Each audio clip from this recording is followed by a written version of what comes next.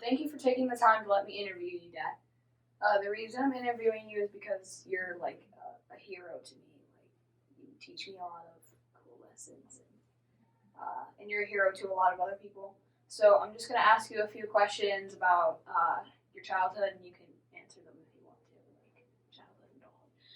So the first question is, I wanted to ask you about your childhood and your neighborhood. I just wanted to know what it was like. Okay. Well, thank you for letting me do this. I didn't know that this was about. So, um, my childhood was in Southern Virginia, a small town called Hurt, Virginia. Um, my neighborhood was very small. It was um, really segregated. So the way that we lived was there was a road that ran down our street, and most of the people who looked like me were on this side of the road, and the people who didn't were on the other side of the road for the most part. And so, close knit community with the people that you knew, but the neighborhood was pretty um, separated by race. It was a not a super poor neighborhood, but the people who lived in our neighborhood were not super affluent at all. We all did life together and made ends meet and took care of each other. That's cool. What kind of things did you like to do when you were little? I loved playing video games. I loved playing basketball. I loved playing outside with my friends or our animals. We didn't have a farm, but we might as well have had a farm. We had, I don't know, 16 or 17 dogs. When I was really little, we had chickens. Um, we had goats. Um, and so I loved playing with the animals, being outside, running around with no shoes on. Um, yeah, that was pretty much what we did. That's cool. Can you describe your school to me? Like, what did it look like? And did you Oh make a man. friends? My elementary school in particular was, it seemed like it was forever and humongous, but as I got older, it was really small. But when I was there, the thing I remember the most is when I got off the bus, walking up the stairs and walking into the school. And when you walk up the stairs, you had to walk past the sixth grade classrooms all the way to the end of the hall. I can't believe I still remember this. To the kindergarten classrooms, and then I think the first and second grade, maybe the second grade, I can't remember, were out on the breezeway. So it was a small school. Um, did I make a lot of friends? Kinda. I got made fun of quite a bit, and so because I was a Christian, my dad is a pastor. I was a Christian, became a Christian at a really young age, um, and because of the way that everybody was separated by where you lived and who you hung out with. In my classes, I was trying to make friends with everybody, but I only got to really make friends, true friends, with just a few people. And by friends at that point, it meant, we don't talk about each other, we don't make fun of each other. But I got made fun of by the people who looked like me. I got made fun of by the people who didn't look like me. I was in a lot of gifted and talented classes, so I got made fun of by those people because I didn't look like most of the people in the room. And then uh, when I went home on the bus, where I sat it on the bus, again, my speech was different than everybody else's.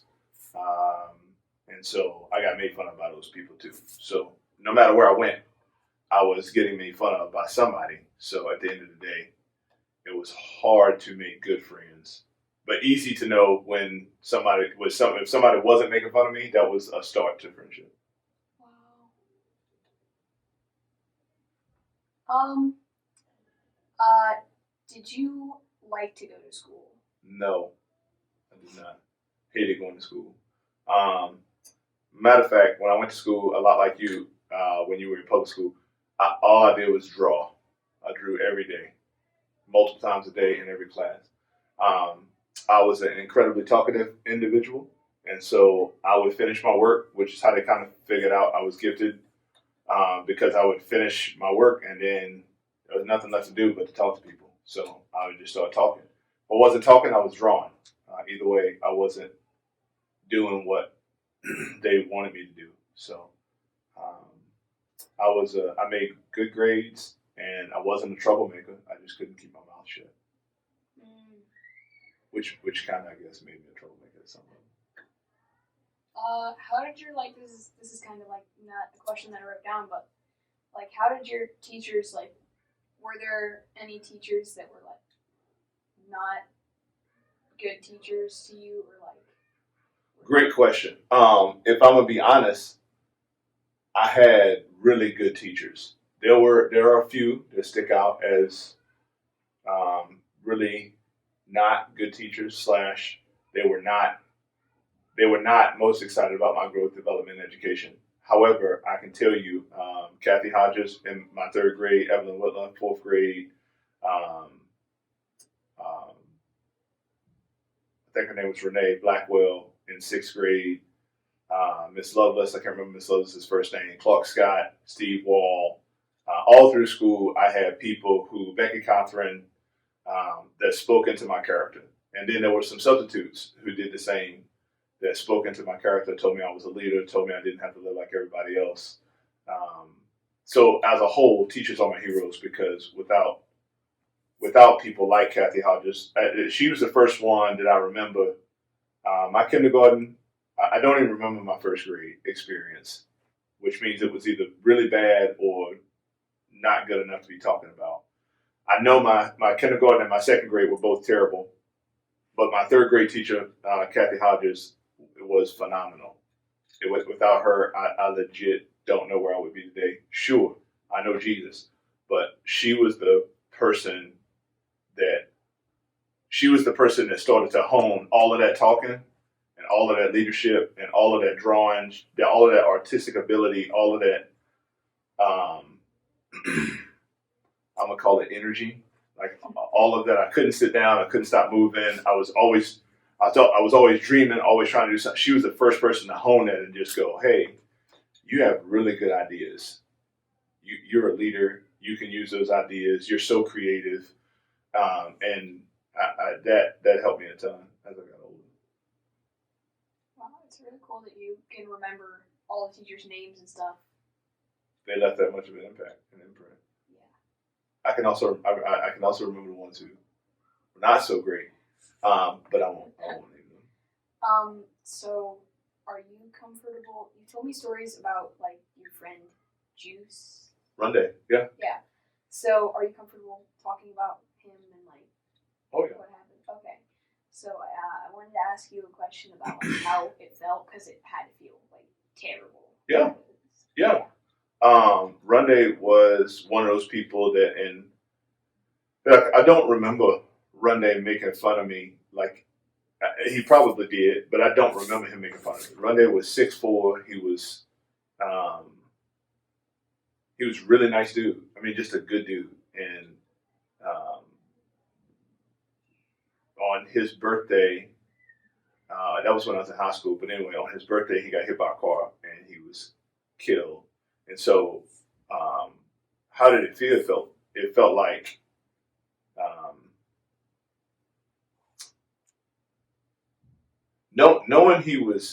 knowing he was not alive hurt a ton. Knowing that I had not been the best friend I could possibly be, and tell him about Jesus, I cared most about. At least that's what I said with my lips. That's what hurt the most. Like what hurt the most is I called him friend.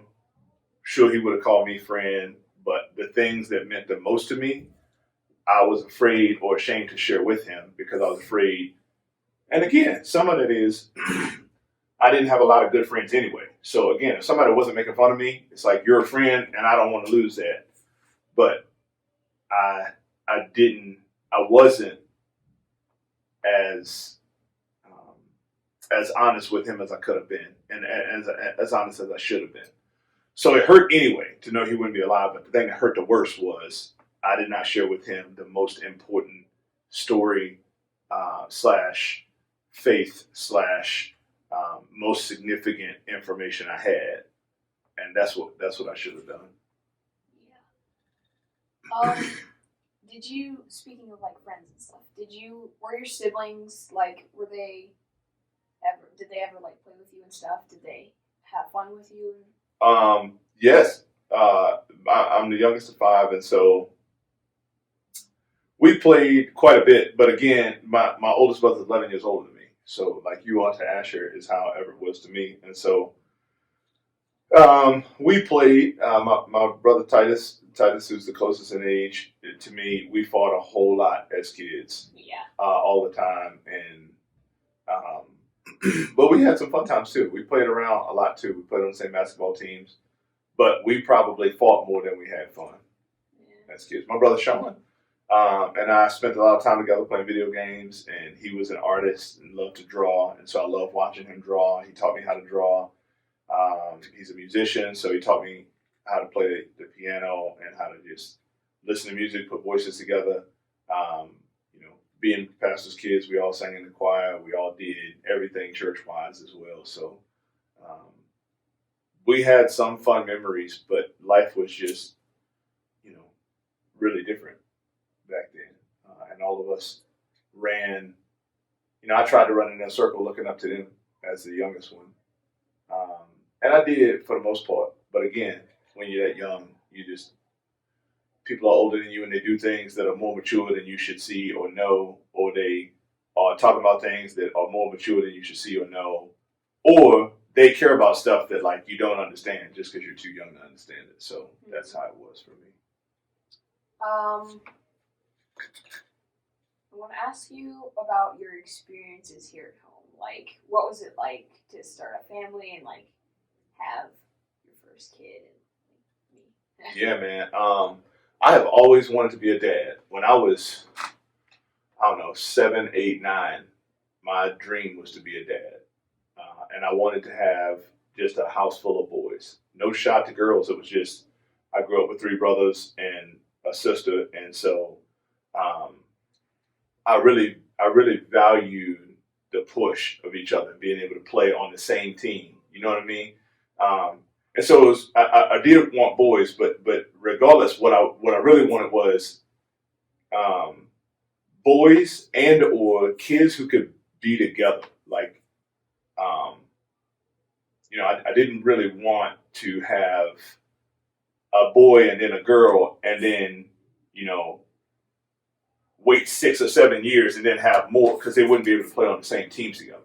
You know what I mean? So that's what I really wanted. I wanted to be able to compete together, play together, have fun together, grow together.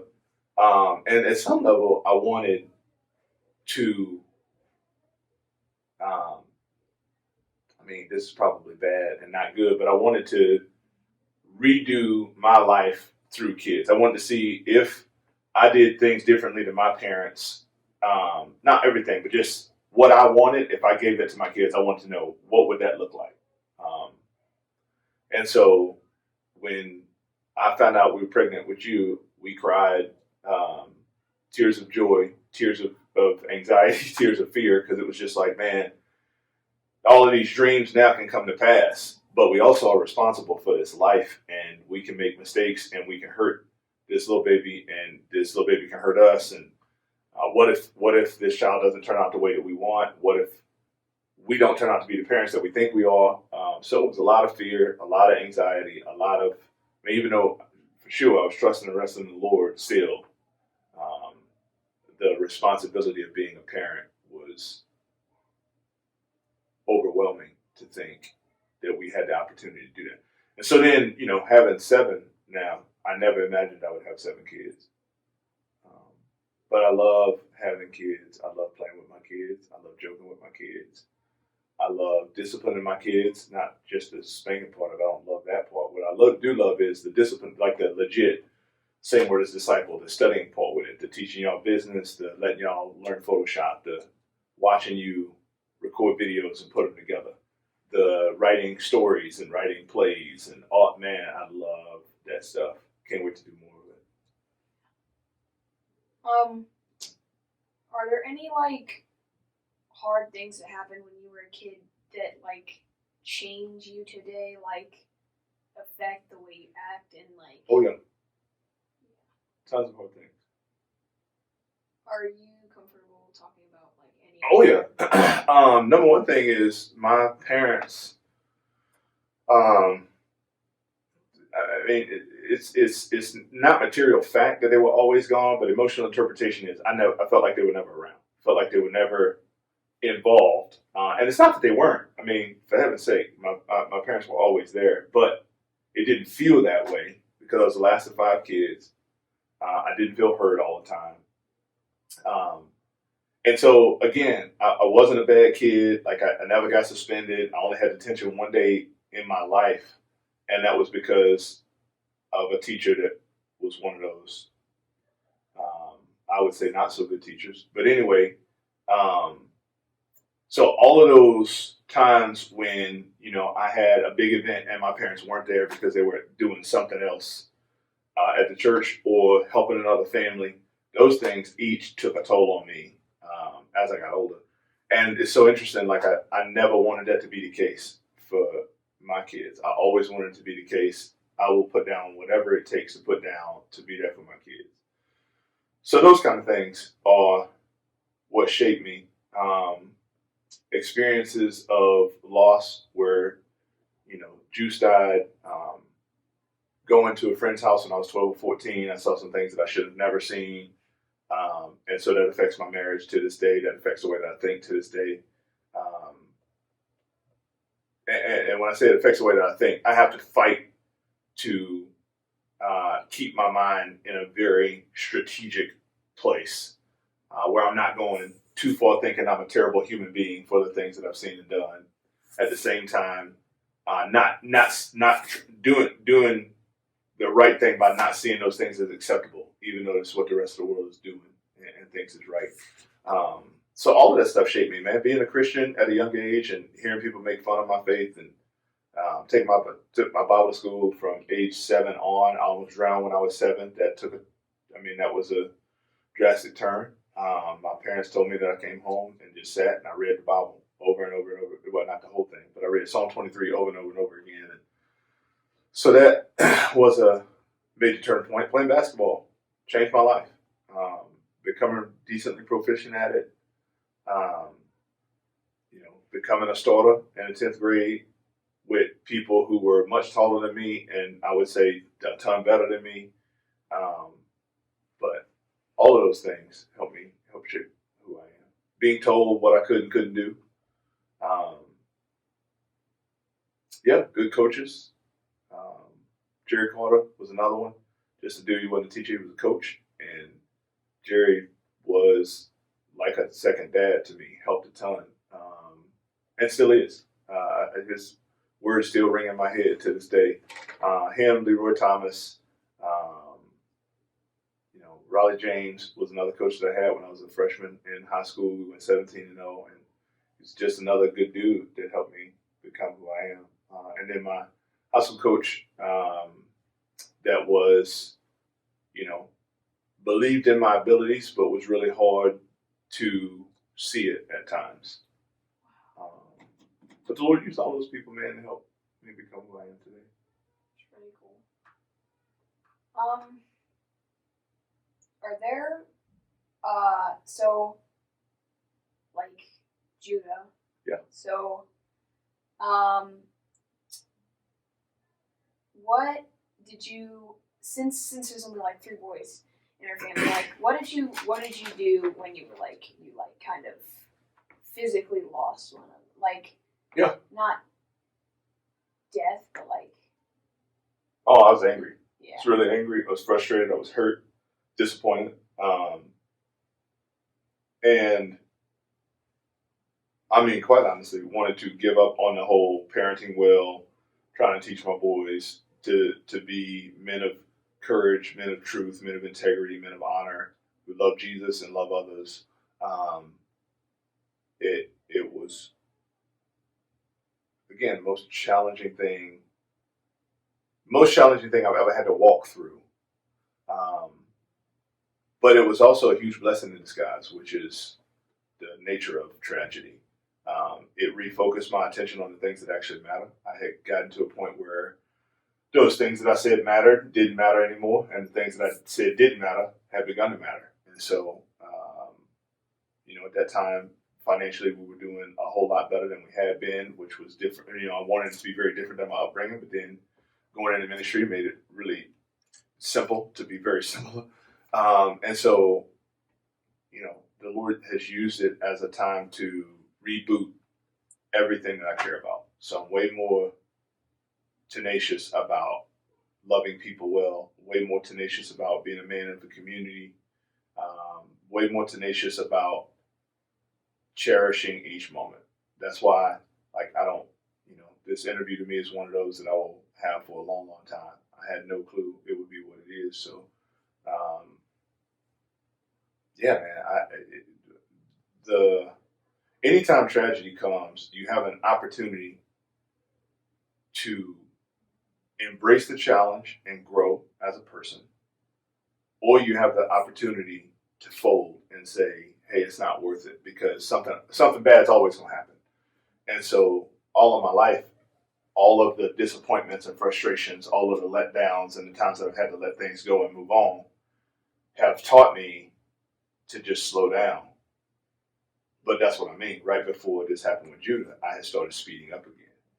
And so the Lord used it to slow me down, and now that He's slowing me down again, it's like, no, let's remember what's important. Yeah.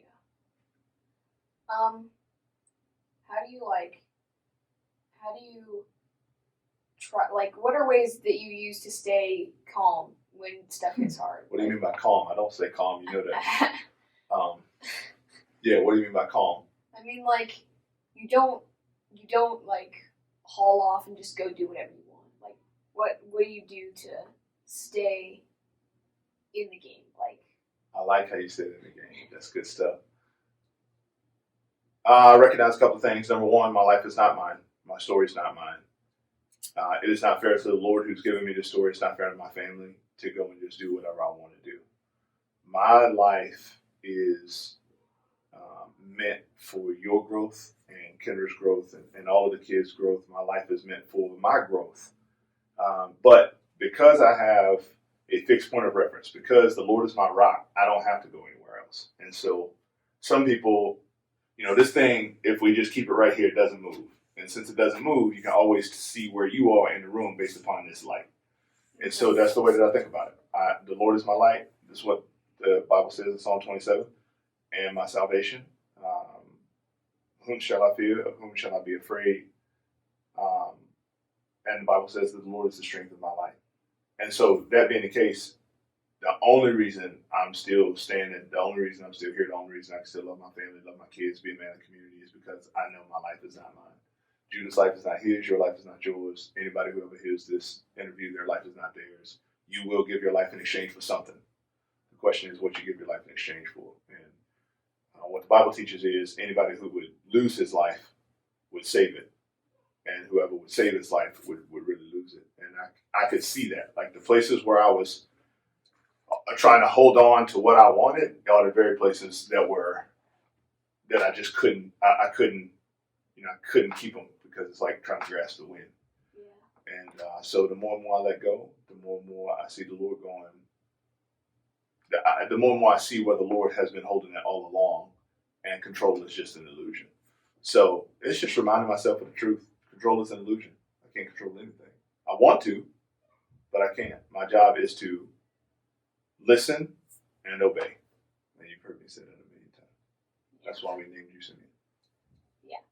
Okay, so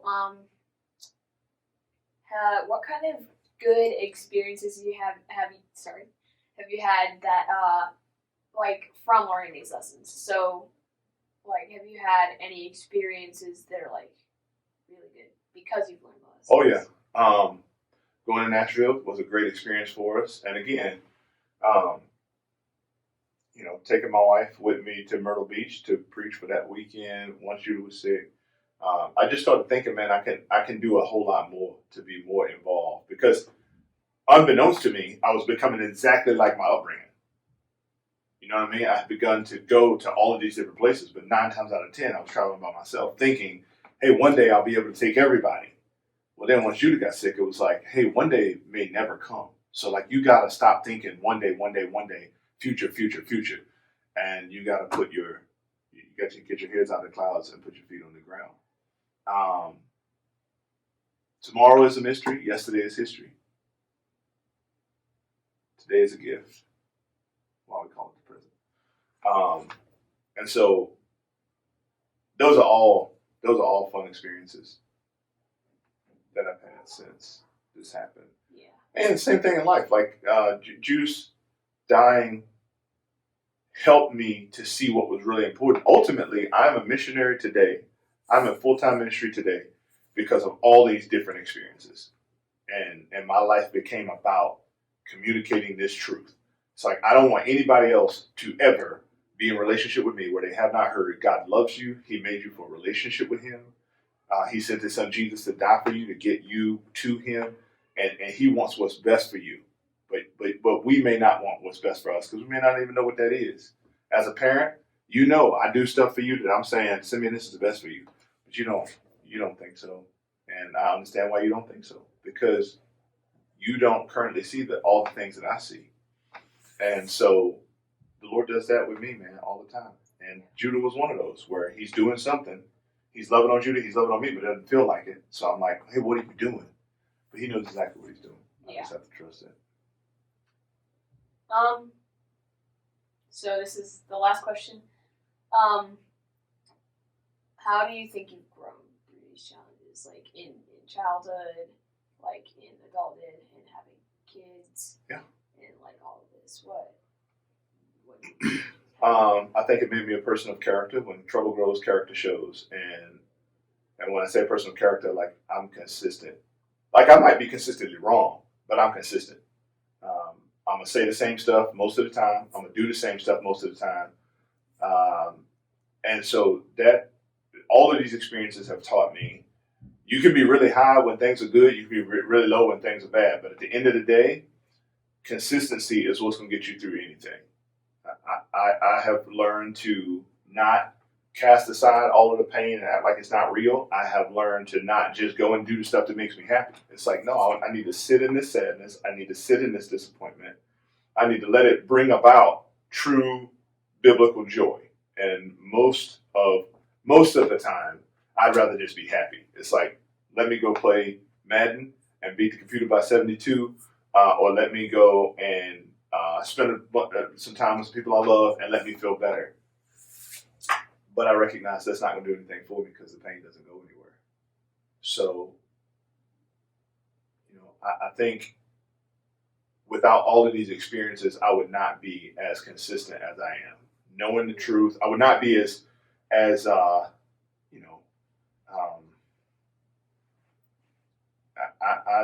I like sharing the truth with people, and I like receiving the truth from people. I probably wouldn't be like that without all of these experiences. Things are hard and things are messy. I think it's made me desire community, desire to be loved when I fail, desire to love people when they fail, desire to invite people into our life and world and let them see all of the hurt and pain and know in the midst of all of this hurt, pain, and sorrow, you still can not only be loved, but actually enjoy life. That's what all of that has taught me. You do not have to have, you can have really terrible things. Everybody says, when life gives you lemons, you make lemonade. And I would say that is exactly right. Every day now I can prepare for the worst, I can expect the best, and I can take what comes. That's what all those experiences have taught me. That's really cool. I enjoyed spending time talking with you about yourself, and thank you for taking the time to do this with me. It was really, really fun hearing about what you do when you're mad and like your childhood and all that. Thank you. You're welcome, sir. Thank you for asking. I appreciate you.